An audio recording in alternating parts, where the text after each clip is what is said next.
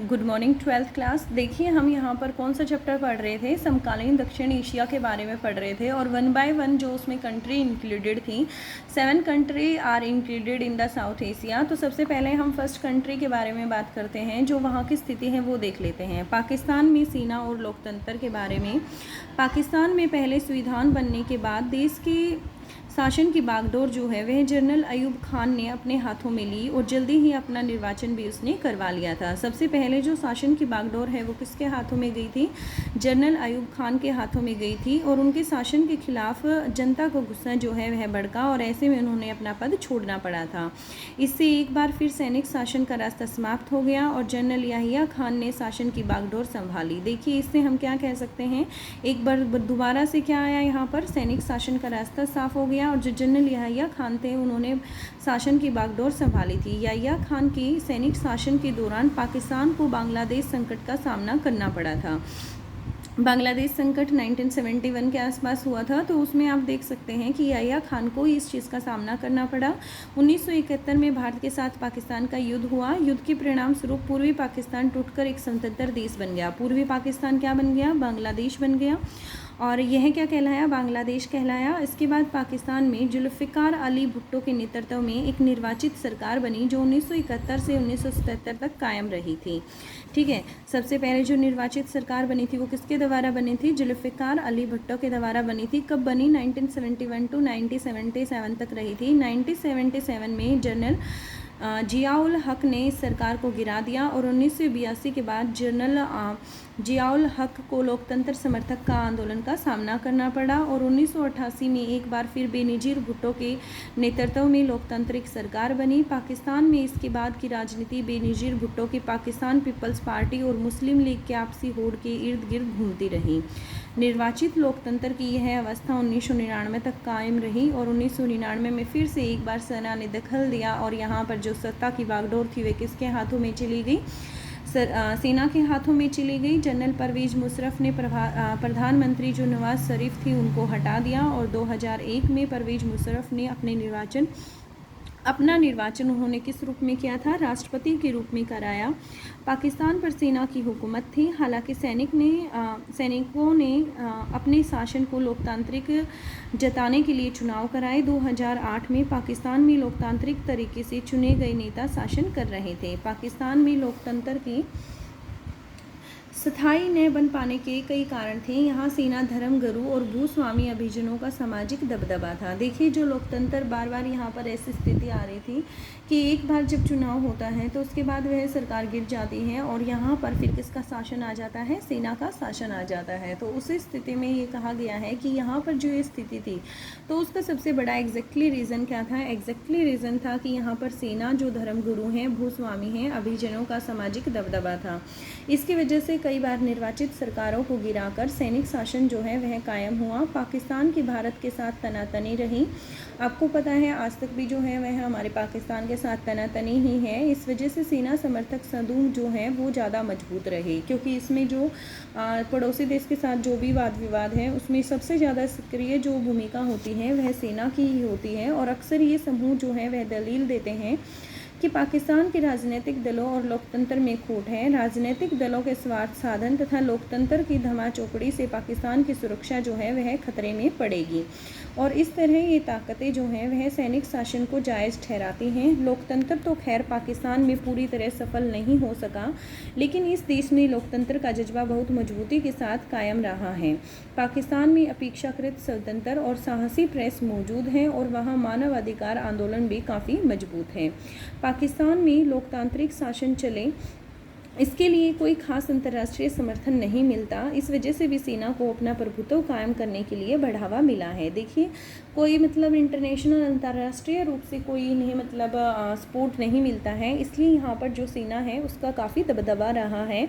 America तथा अन्य पश्चिमी देशों ने अपने स्वार्थों से गुजरे वक्त में पाकिस्तान में सैनिक शासन को बढ़ावा दिया।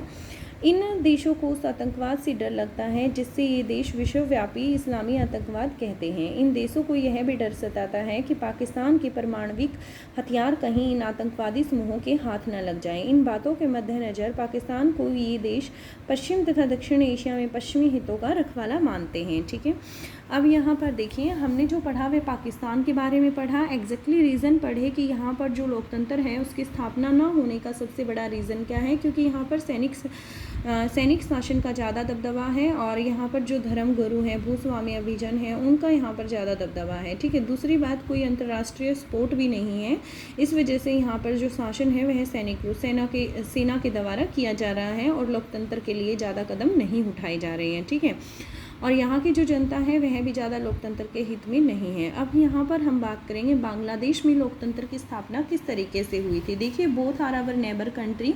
पाकिस्तान के बारे में हमने देख लिया, and this is included in South Asia, and Bangladesh is also included in South Asia, and India and Sri Lanka is also included. ठीक है, तो यहाँ से हम देखेंगे बांग्लादेश में लोकतंत्र 1947 से 1971 तक बांग्लादेश पाकिस्तान का अंग था। 1947 से 71 तक बांग्लादेश को जो पूर्वी पाकिस्तान के नाम से जाना जाता था और यह पाकिस्तान का अंग था। अंग्रेजी राज के समय बंगाल और असम के विभाजित हिस्सों से पूर्वी पाकिस्तान का यह अक्षेत्र बना था। इस अक्षेत्र के जो लोग हैं वह पश्चिमी पाकिस्तान के दबदबे और अपने ऊपर उर्दू भाषा को लादने के खिलाफ थे। देखिए, जो मुस्लिम हैं उनके वो कौन सी लैंग्वेज का यूज़ करते हैं, उर्दू भाषा का वह प्रयोग करते हैं, और जो ये अक्षेत्र हैं वह इस भाषा का प्रयोग नहीं करते थे। तो उनको ये लगता था कि ये जो भाषा है वह इन पर ज़बरदस्ती थोपी जा रही है।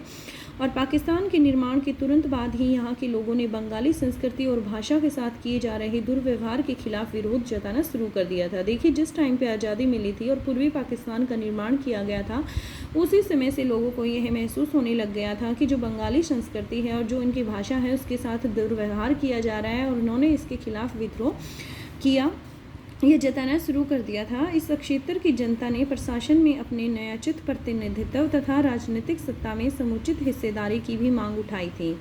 पश्चिमी पाकिस्तान के प्रभुत्व के खिलाफ जन संघर्ष का नेतृत्व जो है वह शेख किसने किया था। देखिए, पश्चिमी पाकिस्तान के प्रभुत्व जो पश्चिमी पाकिस्तान का जो प्रभुत्व है वह कहाँ पर था, पूर्वी पाकिस्तान के ऊपर था, और इसके खिलाफ जो जन संघर्ष हुआ था उसका नेतृत्व किसने किया था बेटा, शेख मुजीब उर रहमान ने किया था। उन्होंने पूर्वी क्षेत्र के लिए स्वायत्ता की मांग की थी। जो शेख मुजीब उर रहमान थे उन्होंने इसका नेतृत्व किया, और उसके नेतृत्व में किसकी स्थापना की गई, आवामी लीग को 1970 के चुनाव में पूर्वी पाकिस्तान की सारी सीटों पर विजय मिली थी। पूर्वी आवामी लीग की इन्होंने स्थापना की थी और इसी में मतलब इनको सभी सीटों में जीत की प्राप्ति हुई थी। और आवामी लीग को संपूर्ण पाकिस्तान के लिए प्रस्तावित संविधान सभा में बहुमत हासिल हुआ था। जो प्रस्तावित संविधान सभा थी उसमें भी इसको बहुमत हासिल हुआ था, लेकिन सरकार पर पश्चिमी पाकिस्तान के नेताओं का दबदबा था और सरकार ने इस सभा को आहूत करने से इनकार कर दिया। शेख मुजीब को गिरफ्तार कर लिया गया। जनरल याहिया खान के सैनिक शासन में पाकिस्तानी सेना ने बंगाली जनता के आंदोलन को खिंचने की कोशिश की। हजारों लोग पाकिस्तानी सेना के हाथों मारे गए। इस वजह से पूर्वी पाकिस्तान से बड़ी संख्या में लोग जो हैं वह भारत पलायन कर गए। भारत के सामने इन शरणार्थियों को संभालने की समस्या जो है वह आन खड़ी हुई थी, क्योंकि वो बहुत सारे शरणार्थी कहाँ गए थे, इंडिया में आ गए थे। और भारत की सरकार ने पूर्वी पाकिस्तान के लोगों की आज़ादी की मांग का समर्थन किया और उन्हें वित्तीय तथा सैन्य सहायता दी थी। इसके परिणाम स्वरूप 1971 में देखिए इसके रिजल्ट्स क्या आए। जो इंडिया ने मतलब पाकिस्तान को इंडिया ने जो बांग्लादेश को सपोर्ट किया, पूर्वी पाकिस्तान को सपोर्ट किया, तो इसके आउटपुट क्या आई कि 1971 में भारत और पाकिस्तान के बीच में ही युद्ध छिड़ गया। युद्ध की समाप्ति पूर्वी पाकिस्तान में पाकिस्तानी सेना के आत्मसमर्पण तथा एक स्वतंत्र राष्ट्र बांग्लादेश के निर्माण के साथ हुई थी। देखिए 1971 में जो युद्ध हुआ था उसमें भारत जो है वह विजयी रहा था, और वह विजय इस तरीके से रहा था कि जो पाकिस्तान की सेना थी, जैसे आप उस टाइम पे पश्चिमी पाकिस्तान बोलते थे और बांग्लादेश को पूर्वी पाकिस्तान आप कहते थे, तो उस स्थिति में ऐसा हुआ था कि जो पश्चिमी पाकिस्तान की सेना थी उन्होंने पूर्वी पाकिस्तान में भारत की सेना के सामने आत्मसमर्पण किया था, सरेंडर किया था। और बांग्लादेश जो एक स्वतंत्र राष्ट्र के रूप में सामने आया, या बांग्लादेश मतलब बांग्लादेश का उस समय पे एक स्वतंत्र राष्ट्र के रूप में निर्माण हुआ।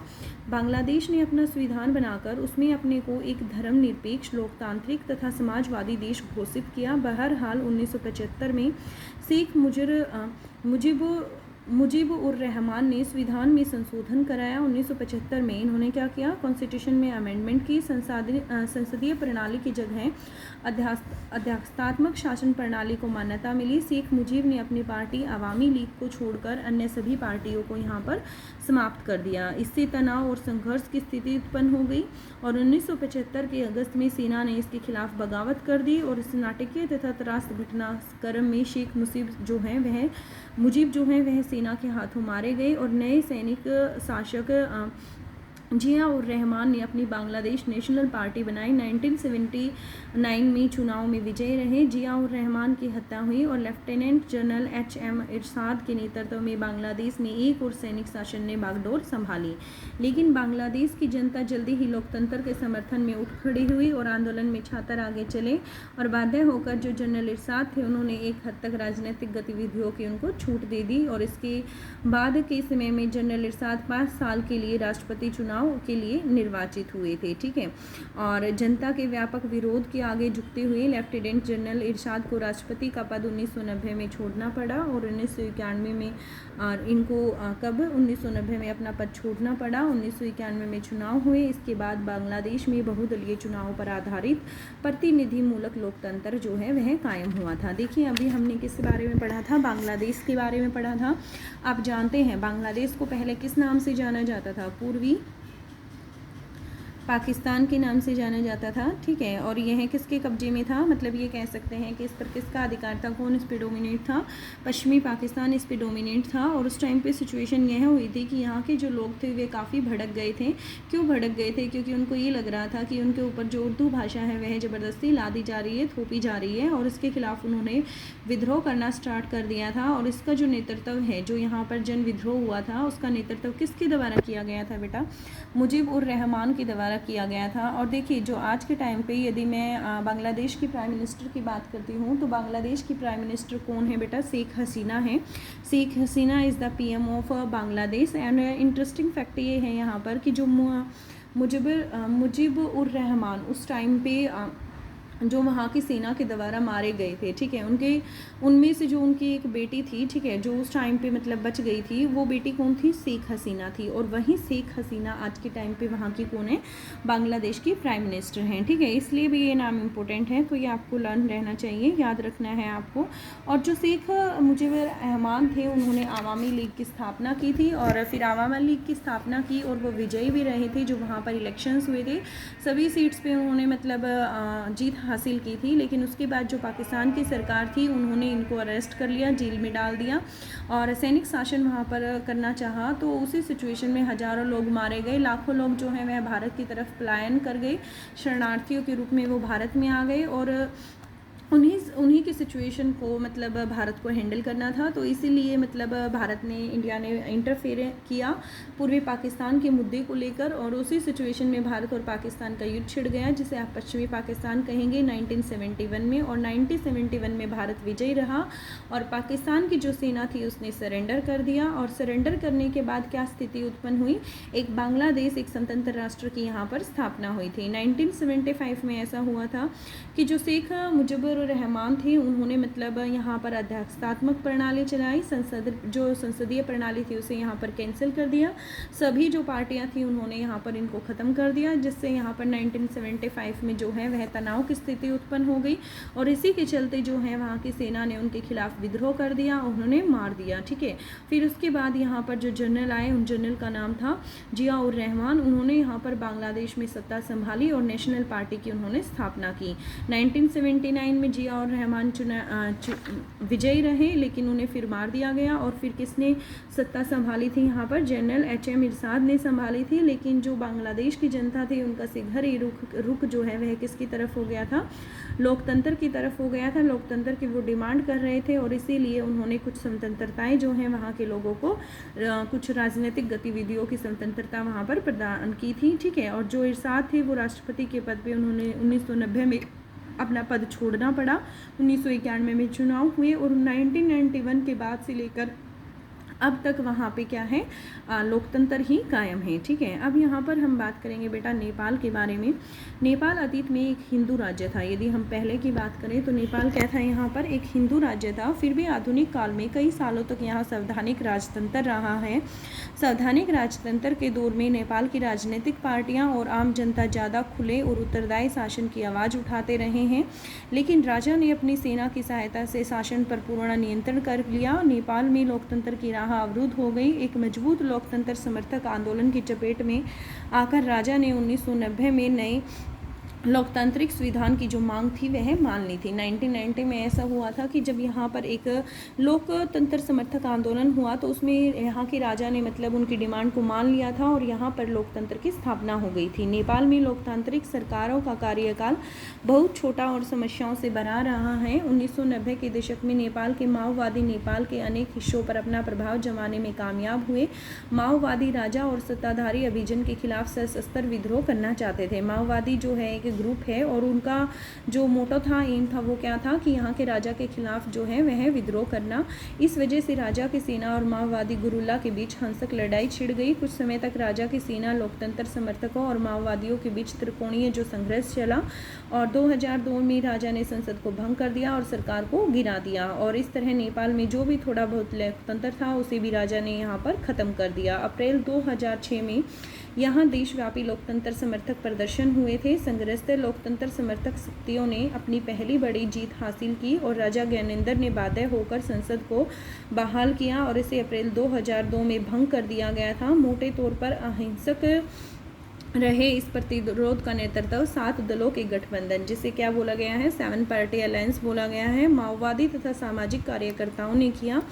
नेपाल में लोकतंत्र की आमद अब लगभग मुकम्मल हुई है। नेपाल अपने इतिहास के एक अद्वितीय दौर से गुजर रहा है। नेपाल संविधान लिखने के लिए वहाँ संविधान सभा का गठन हुआ। नेपाल का संविधान लिखा गया, संविधान सभा का गठन किया गया और नेपाल में कुछ लोग मानते थे कि अलंकारी अर्थों में राजा का पद कायम रहना चाहिए ताकि नेपाल अपने अतीत से जुड़ा रहे। माओवादी समूहों ने सशस्त्र संघर्ष की राह छोड़ने की बात मान ली और माओवादी चाहते थे कि संविधान में मूलगामी सामाजिक आर्थिक पुनर्रचना के कार्यक्रमों को शामिल किया जाए। 7 दलों के गठबंधन में शामिल हर एक दल को यह बात स्वीकार नहीं थी। माओवादी कुछ अन्य राजनीतिक समूह भारत की सरकार और नेपाल के भविष्य में भारतीय सरकार की भूमिका को लेकर बहुत शंकित थे। 2008 में नेपाल राजतंत्र खत्म करने के बाद लोकतांत्रिक गणराज्य बन गया और 2015 में नेपाल ने नया संविधान अपनाया था। ठीक है, तो अब यहाँ पे क्या है, डेमोक्रेसी है, लोकतंत्र है। क्लियर हो गया आपको ये इतना टॉपिक। ठीक है, इसमें से जो क्वेश्चंस हैं वो मैं आपको सेंड कर दूँगी।